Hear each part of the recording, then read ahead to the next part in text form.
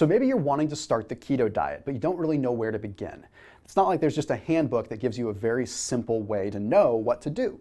So in this video, I'm giving you the complete guide to starting the ketogenic diet. I'm giving you the breakdown of some things that work, and we're going to go down this entire list, and some things that don't work. But I'm also going to give you the steps that you can take to get started, all the way down to what kind of almonds and what kind of cashews and things like that you should or should not be eating. This is also perfect for you to share with your friends and family. So maybe you know someone that's starting the keto diet or wants to start the keto diet, but they're just confused and they don't know where to begin. This is going to be the end-all be-all resource. It's going to give you a lot of details because I've done so many videos on the keto diet, but it's nice to be able to put them all into one consolidated form that serves as a complete guide. So now let's talk about what we're going to cover. All right. So first off, we're going to talk about what is the keto diet? What are the benefits? What is this thing that everyone's talking about?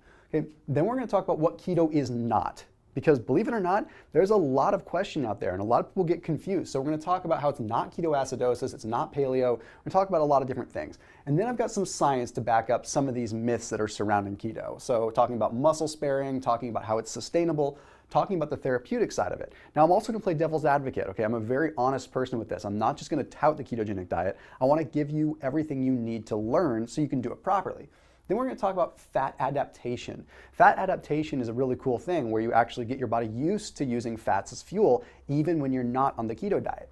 All right, then we're going to talk about preparing for keto. What you can do, how do you get prepared, how do you get started, what kind of environment should you be in, how should your food be available, all this stuff. I'm going to give you the breakdown there. Then we're going to talk about caffeine and coffee on keto, how it works, can you have it, what should you do, what shouldn't you do.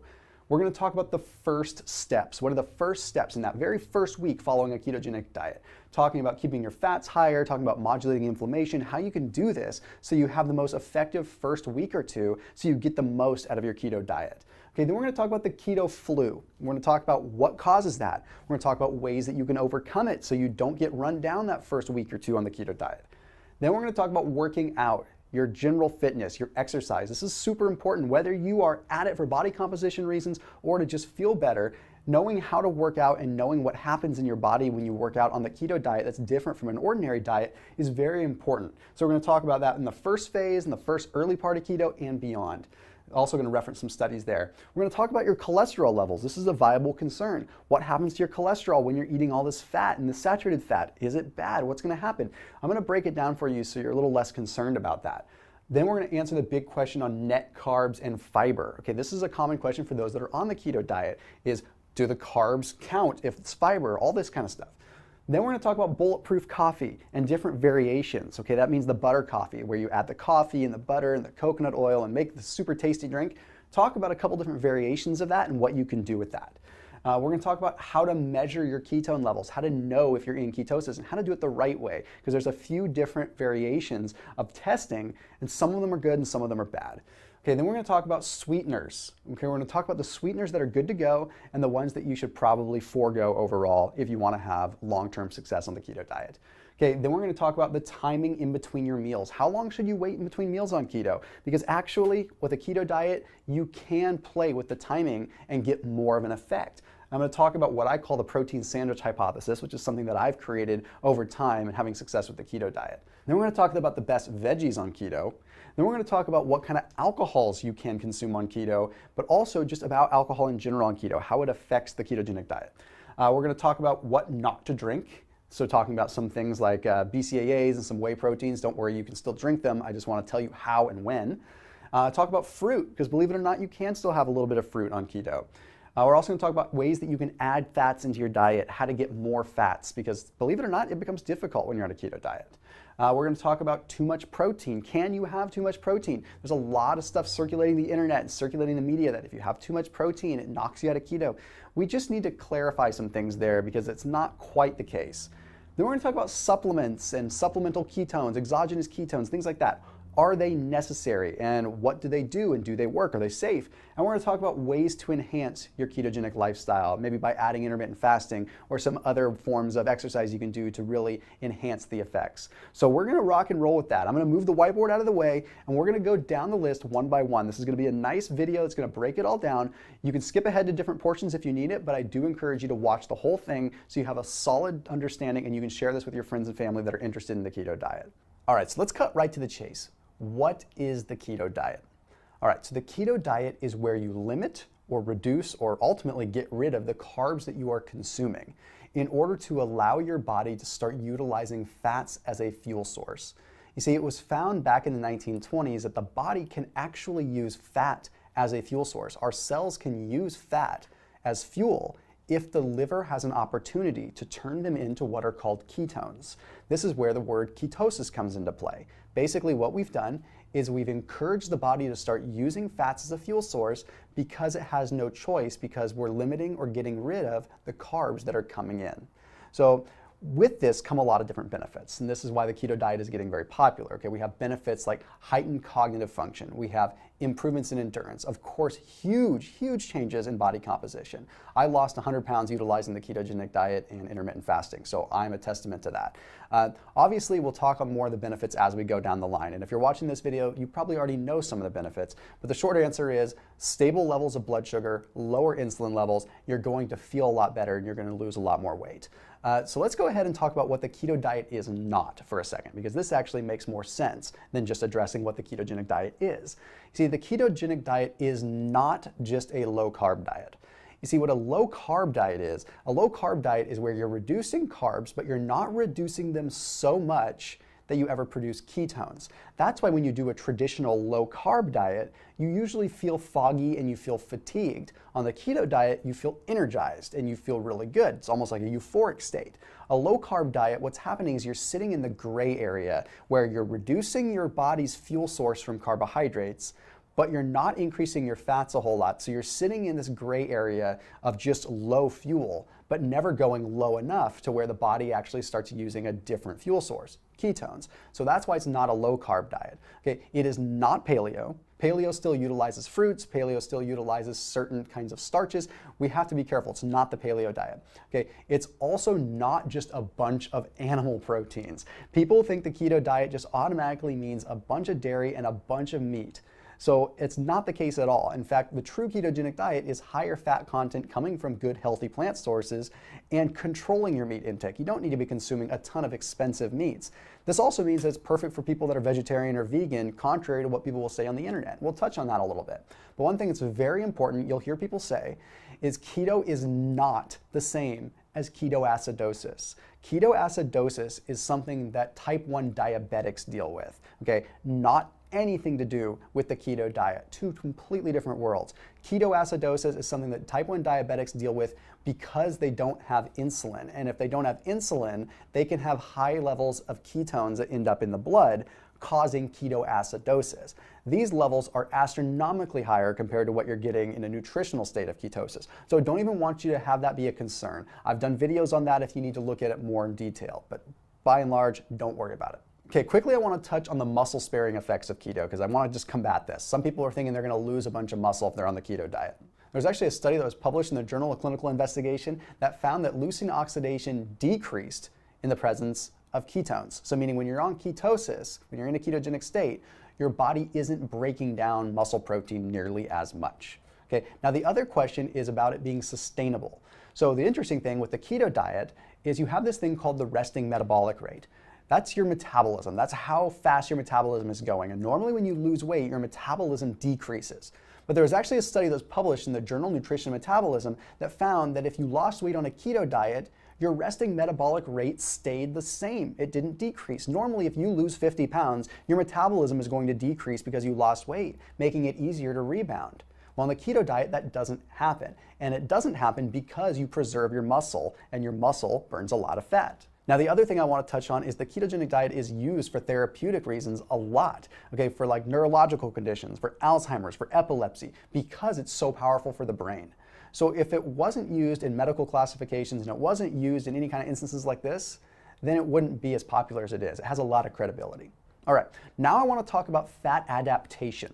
Now, this is a really cool thing. It's almost magical and it's almost unbelievable when you really look at it. Fat adaptation is where you've been on a ketogenic diet for a period of time and your body becomes used to using fats as a fuel source. So it literally means that once you've been on keto for a certain period of time, you actually wouldn't technically have to stay on keto forever because your body acquires the ability to use fats as a fuel source. We like to reference this as developing what's called the mitochondrial machinery. Inside your cells, you have mitochondria that create energy. But once you're on a keto diet, that mitochondria acquires the ability to use fats for fuel, whereas before it did not. That's why it's called fat adaptation. And you'll hear that term thrown around a lot, and you'll hear it in my videos a lot. And what happens when you're fat adapted is just no matter what, your body is going to preferentially want to use fats as a fuel source whenever readily available.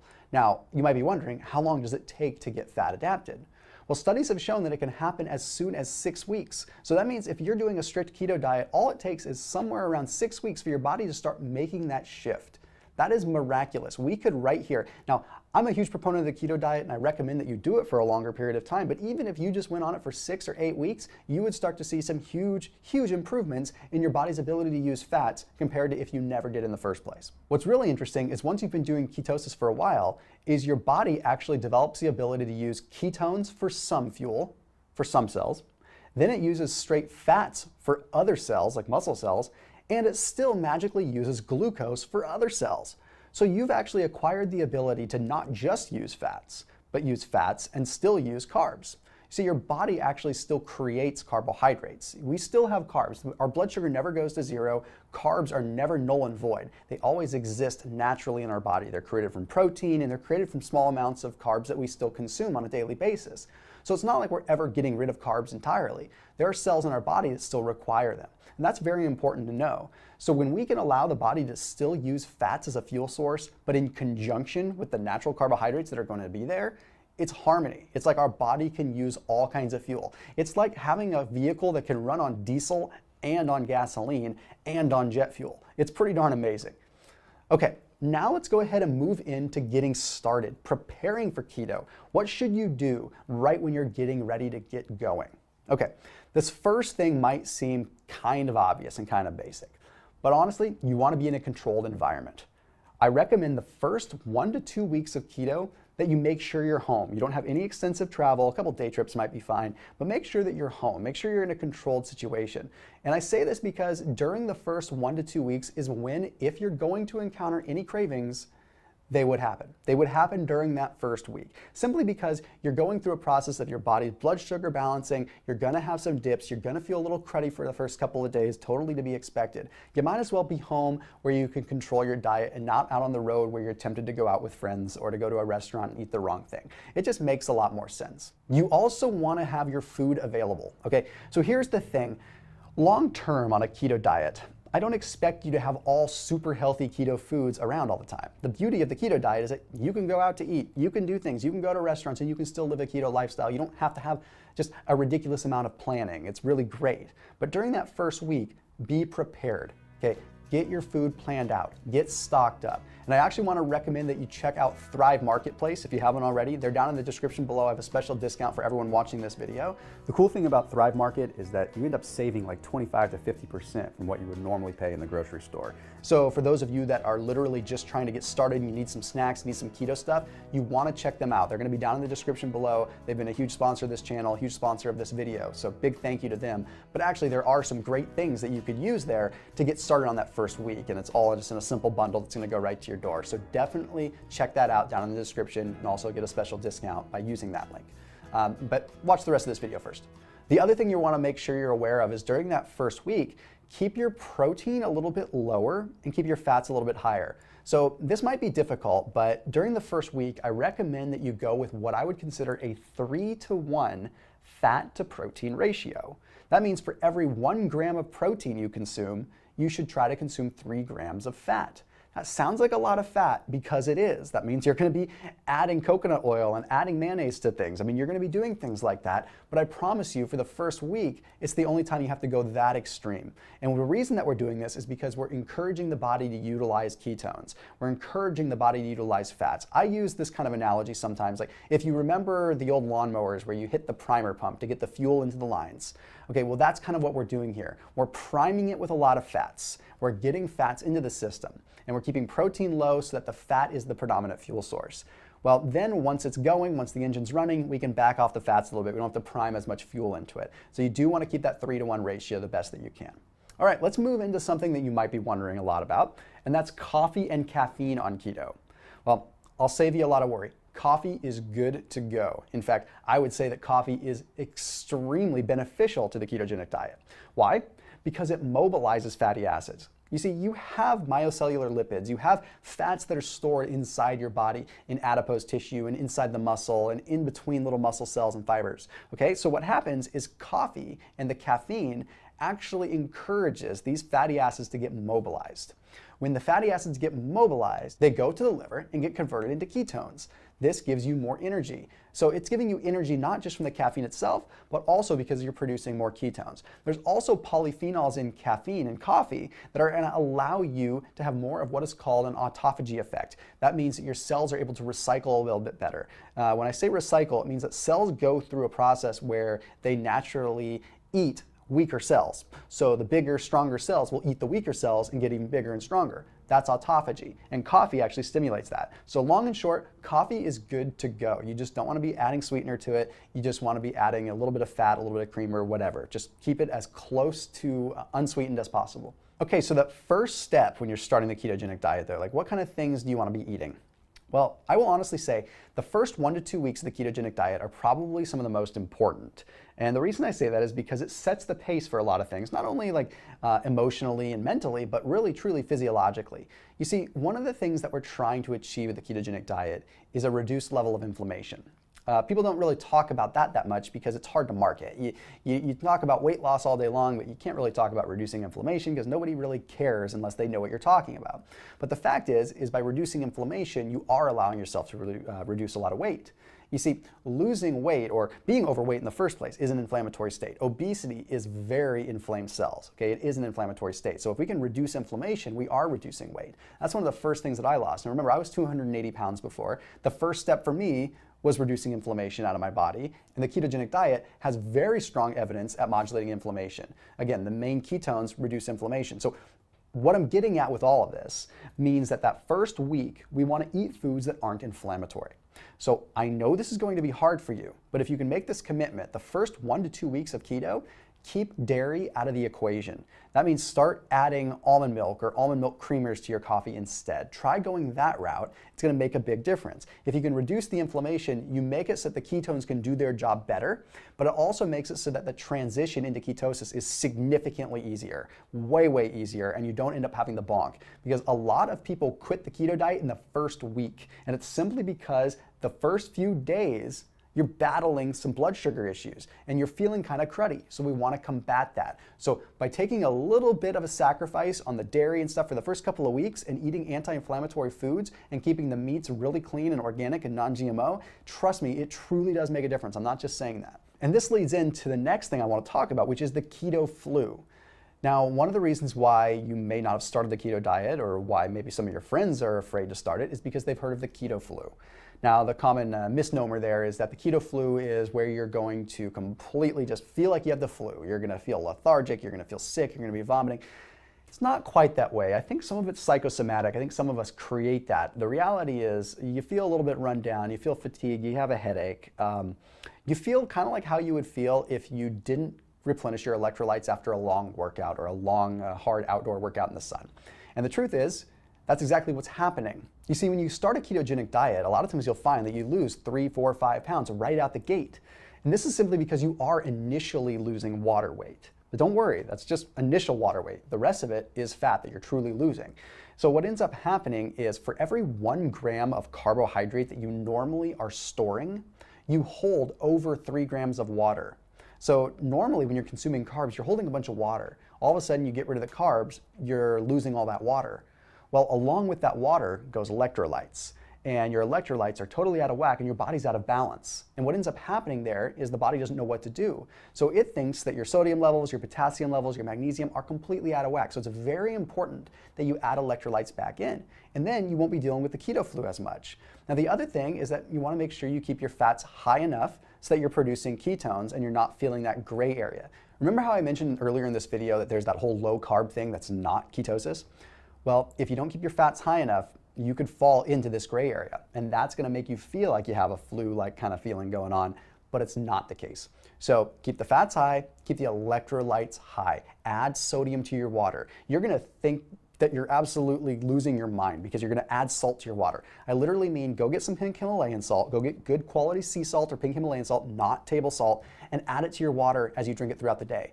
I promise you it makes sense. Don't worry about the blood pressure situation. Studies have shown that it's sugar that has a stronger link with blood pressure over salt. So add good quality salt to your water and you'll feel a lot better. All right, so now let's talk about exercising. Okay, during the first phase on the ketogenic diet, when you're first getting into ketosis, I recommend just doing some easy cardio. Don't go crazy on your workouts. Keep your intensity under 60%. And it goes for a couple of reasons. One, you're adjusting to a new energy pathway and your body's not efficient at it yet. You could end up finding yourself feeling weaker, feeling lethargic, but also you could just mess with your head because your performance is going to temporarily decline. There are studies that show in the very early parts of ketosis, like the first 4 or 5 days, that you end up having a decline in performance. And this is simply because your body hasn't adapted to any one way yet. You're reducing one fuel that it's used to, but it's not used to using the next fuel. So it's kind of in that gray area again. So recommend just keeping the workouts nice and easy. There's no way that you're going to be able to really work out and get yourself into ketosis faster. I mean, there are, but they're more advanced, and let's not really worry about it. Just that first week, keep your workouts nice and easy. Now, next up, what you want to be doing after you've been through the first week of ketosis is you really want to just work out the way that you normally would. But I highly recommend working out in a fasted state. Remember how I mentioned your body's utilizing those fats as a fuel source?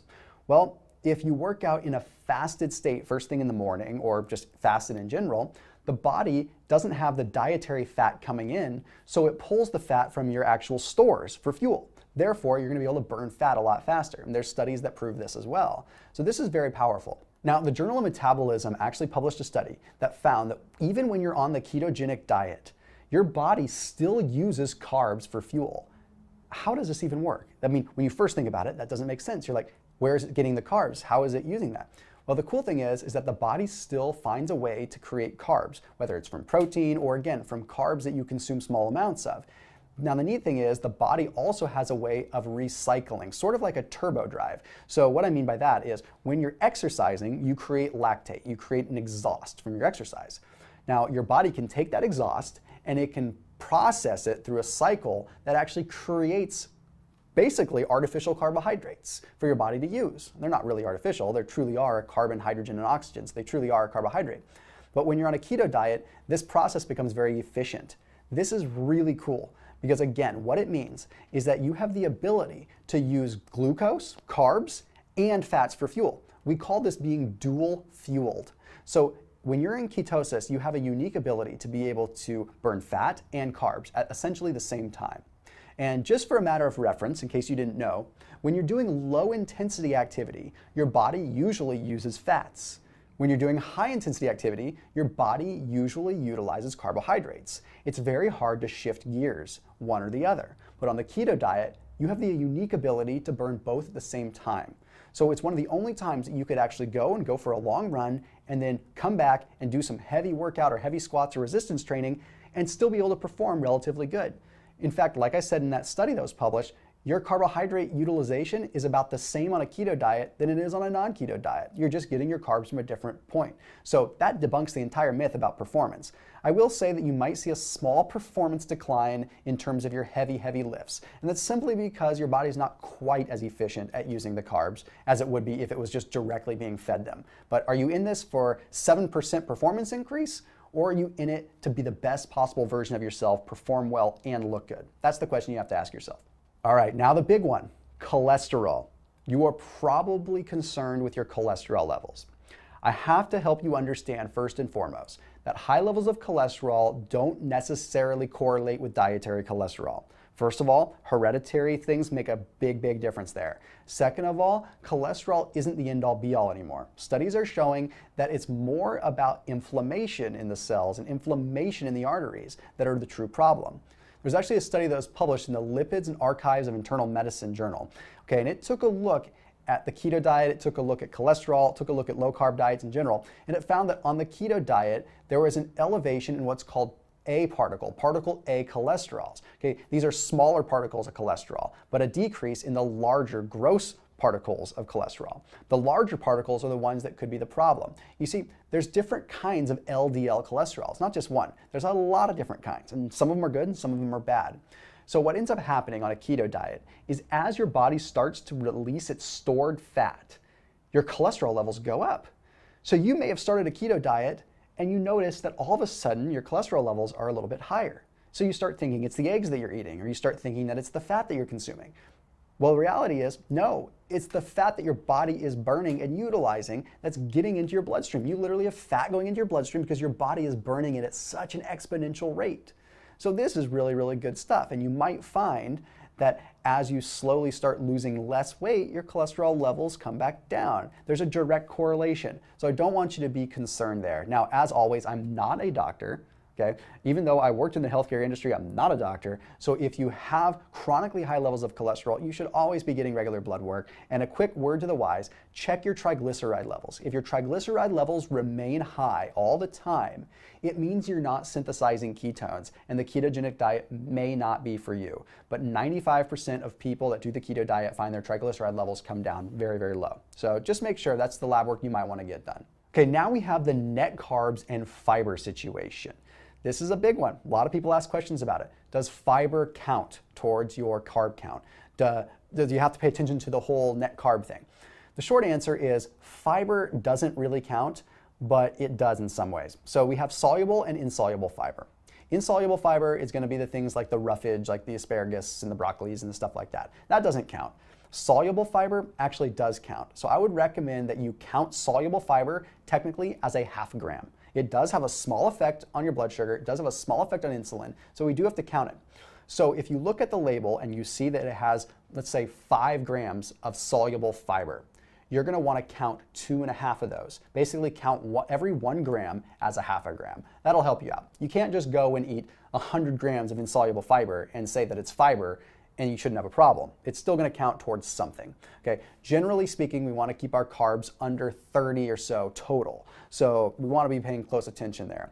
Insoluble fiber, don't worry about. Sugar alcohols, same kind of thing. I recommend counting a half a carb there. So if you're consuming something that has a bunch of maltitol or isomalt in it, again, they're going to count as a sugar alcohol on the label and still count as a carb, but go ahead and count it as a half a carb, even though it counts it as a non-net carb. Just something you should be paying attention to.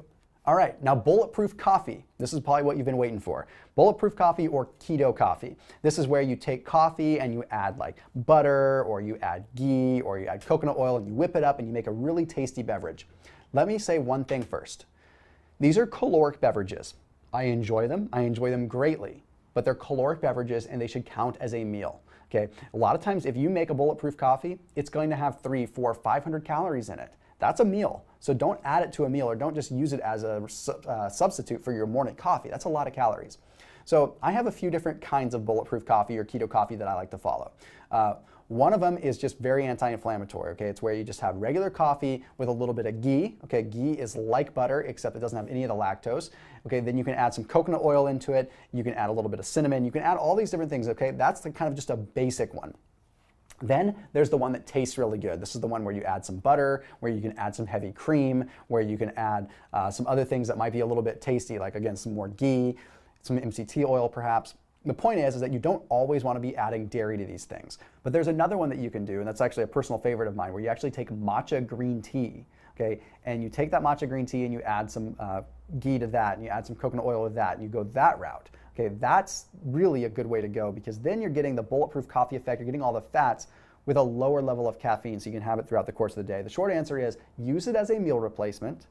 Don't try to do it as an additional snack. So I can link out to the video here. It's going to be down in the description too. I also did a video on 4 different types of keto coffee.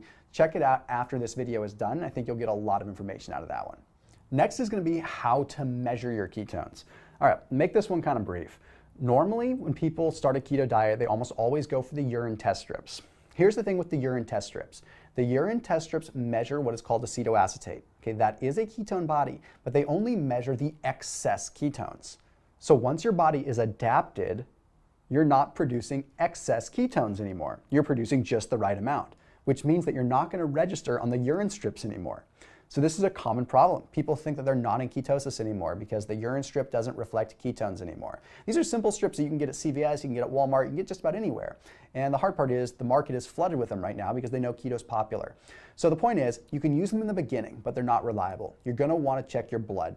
And I know you may not want to do that because you'd have to prick your finger, but checking your blood ketone levels truly is the best way to honestly get an accurate representation of where you stand on that keto profile.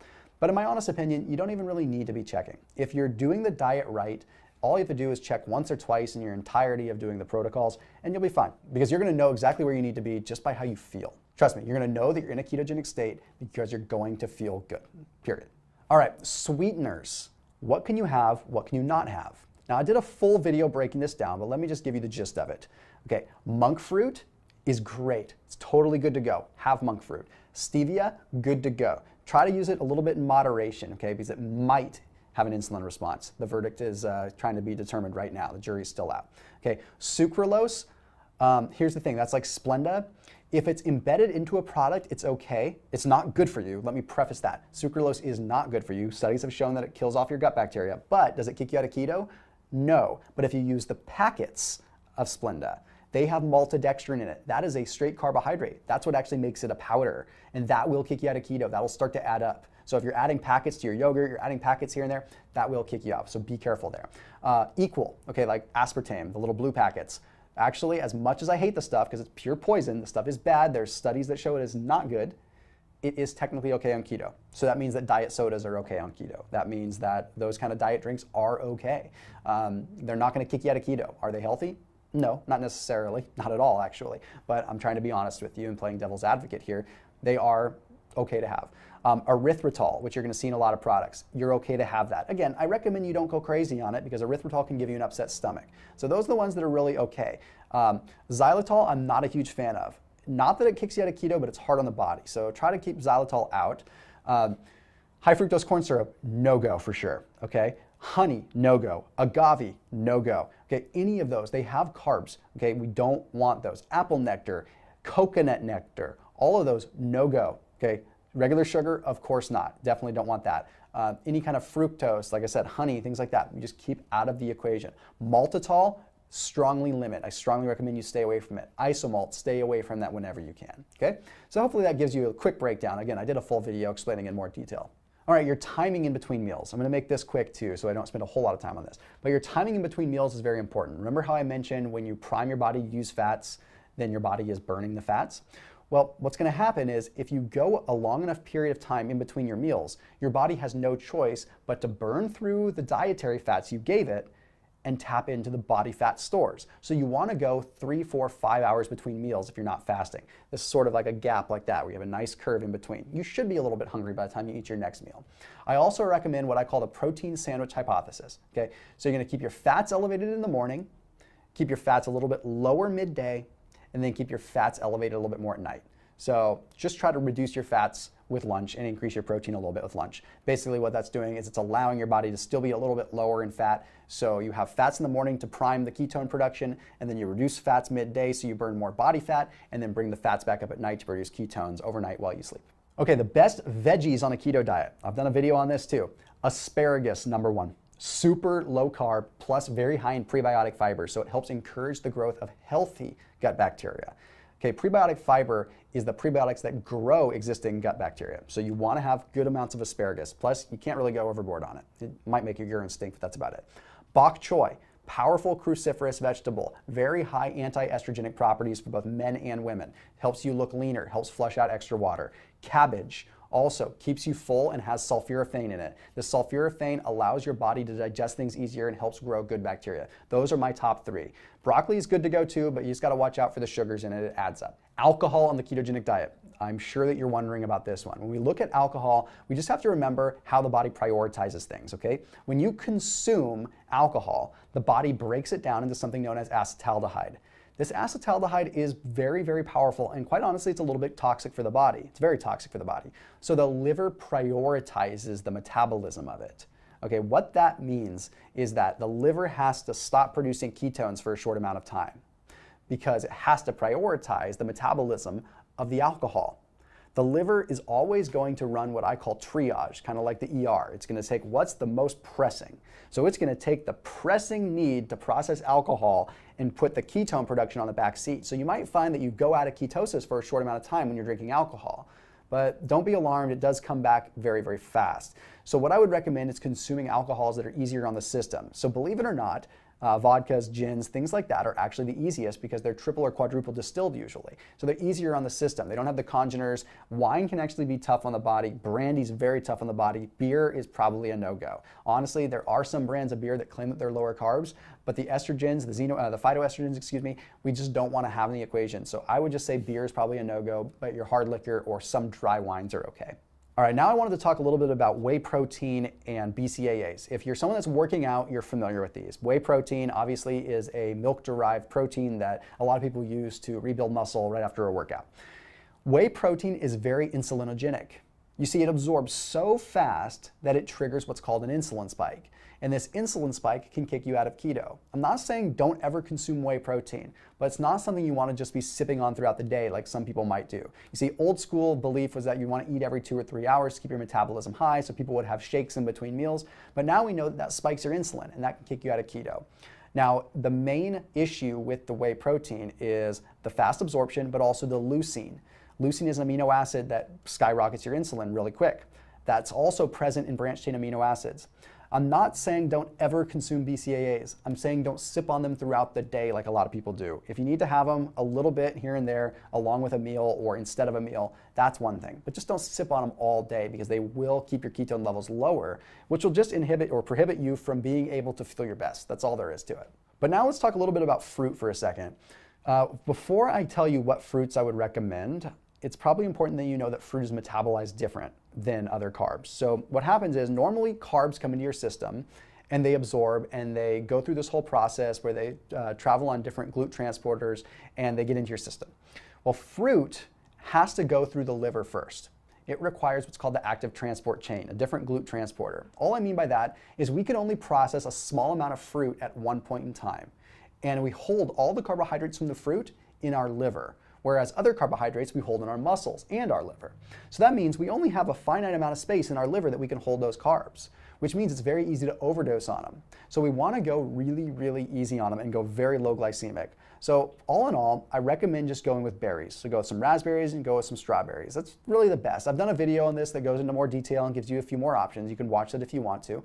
But the long and the short of it is, keep it really, really minimal, like a quarter of a cup, if you just need that sweet fix. I honestly find that if you have a few grams of carbs from fruit, it does something to your brain. I mean, fruit is just, I don't know, we see it as nature's candy. We want to have it, we want to have a treat. You just don't need to go overboard. A quarter cup's not going to hurt you, and a quarter cup of berries goes a long way. But what about adding additional fats? Like, what are some ways that you can get more fats in? Because when you're on a keto diet, you need to add fats. And I'm a big fan of keeping your protein sources lean. I'm going to say this again. Keep your protein sources lean so that you can control the fats that are coming in the diet from other sources. The reason I say this is because if you were to eat a high-fat cut of meat, you don't know where that animal has been or what that animal has eaten. So a lot of times they absorb toxins and pesticides and hold them in their fat cells. So we don't want to be consuming regular, just good old-fashioned grain-fed meat because we're going to have high levels of estrogen, high levels of soy, and high levels of omega-6, which are really, really bad for our bodies, especially on a ketogenic diet. So eat high-quality meats that are leaner, and then we add the fats in fun ways with like almond butter, with mayonnaise, with coconut oil, with tahini, things like that. Okay, so you want to add fats in that way. That's the biggest tip that I can give you there. But honestly, tahini is a big tip. Eating little bits of almond butter and nut butters here and there, those are great ways. Adding mayonnaise to your meats, I know it sounds crazy, but that's a great way. When you eat your eggs, have a couple egg whites and a few egg yolks. Yeah, give the whites to the dogs. It's good for them. They get a little bit of biotin, a little bit of protein. You can take the yolk and you can get your extra fats in that way and keep your protein ratios where you need it. Again, I did a full video on this, but you just want to be paying attention there. You don't want to just be adding fats from animal sources all the time. It just makes a lot more sense to control it. Macadamia nuts are another great way to add fats, which actually leads me into the nut section that I want to talk about. I want to talk about which nuts you should and shouldn't have. And it's actually not shouldn't. You can have all the nuts that you really want. I just recommend you eat some over the others. Macadamia nuts are by far the best. Super low carb content, okay, and they don't really have a skin, so they're easy to digest. Almonds, almonds you want to use in moderation. You see that skin has what's called phytic acid. That phytic acid doesn't break down very well in the body. What I mean by that is that it has what's called anti-nutrients. Okay, so they're amylose inhibitors. They make it so that your body doesn't break down the nuts all the way, therefore triggering an inflammatory immune response. Remember how I talked about the ketogenic diet is all about reducing inflammation?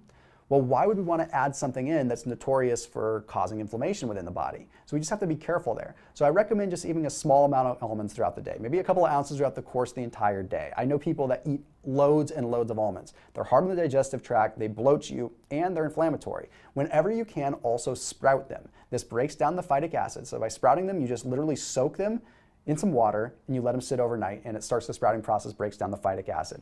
Cashews are very inflammatory, so use those in moderation. Don't have a bunch of them. They're technically a fruit and they're higher carbohydrate. There's like 9, 10, 11 grams of carbs in a serving of cashews, whereas there's like 4 grams in a serving of macadamia nuts.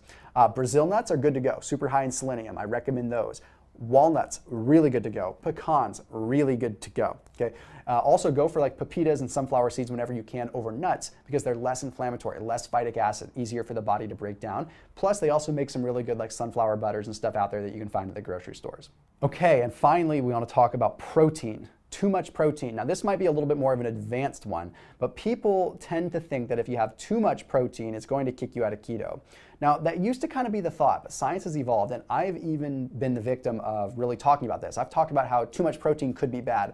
It's less about having too much protein and more about making sure you get more fats.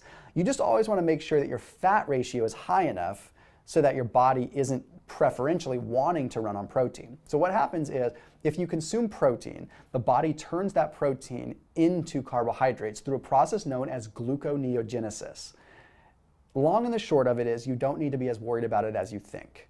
Okay, if you have a lot of protein, yes, it will get converted into carbohydrates.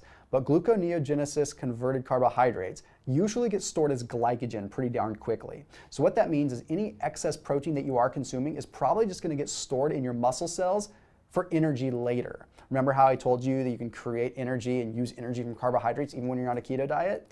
Well, it's happening in this way. So don't freak out, but what you do want to do is if you do eat a lot of protein, you're going to want to add more fats to make sure that your ratio is still good. I think at minimum a 2-to-1 with that kind of situation. So if you're having a lot of protein, you need to try to get twice as much fat to try to compensate for it, even if it means your calories are a little bit higher. In my opinion, it just keeps your ketone levels nice and stable. So yes, the body's always going to create some kind of fuel from protein, whether you're consuming a tiny bit or a lot. So don't worry too much about it. You're going to see a lot of stuff out there. I've done videos that break this down a lot more as well. Lastly, the very last thing I want to talk about is going to be supplements and ways to enhance your keto experience. So supplements, a good quality omega-3 is the most important thing. It's way too easy to end up having a high level of what's called omega-6 because you're eating a lot of meats that are probably not always organic. You can't always control that. You're not getting good pasture-raised, pasture-finished meat. Okay, so your omega-6 levels go up. This is the main reason that people hit what I call the keto wall after like say 60 days. Their omega-6 levels go so high up that they start feeling cruddy. We can combat this. We just need to consume a good amount of fish or consume fish oil. So this is the only dietary protocol that I would recommend having a mega dosing amount of fish oil, like 5,000 milligrams or 3 to 5 grams. So have a good amount, have it before bed, have it in the morning, whatever you need to do. It's going to help you out. That's the main thing you want to be focusing on the ketogenic diet.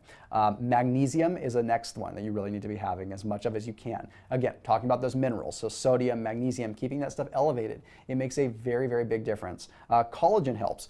See, the reason that people promote keto collagen so much is because collagen actually just helps you feel better and it doesn't get converted into that gluconeogenesis pathway quite as easily.